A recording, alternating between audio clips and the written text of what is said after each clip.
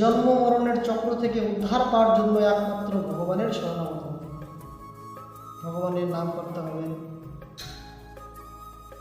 ভগবানের নাম করলে, কারণ আমরা তো তার দাস, নিত্য দাস, তার যদি নাম গুণগান করি তাহলে আমাদের মানব জন্ম বিফল যাবে না।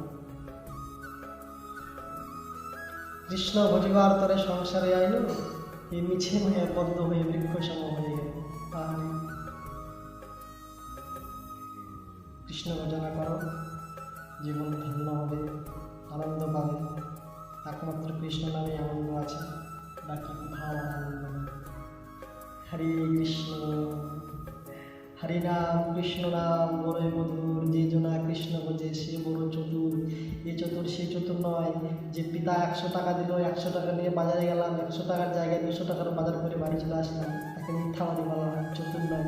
চতুর হচ্ছে সে চতুর যে জন্ম মরণের চক্র থেকে যে উদ্ধার পেতে পারে একমাত্র হরিনাম সংকীর্তন করে, ভগবানের শরণাগত হয়ে, তাকে চতুর বলা হয়েছে। কারণ মানব জন্ম ধন্য জন্ম। দেবতারাও এই মানুষ জন্ম পাওয়ার জন্য আকাঙ্ক্ষা করে।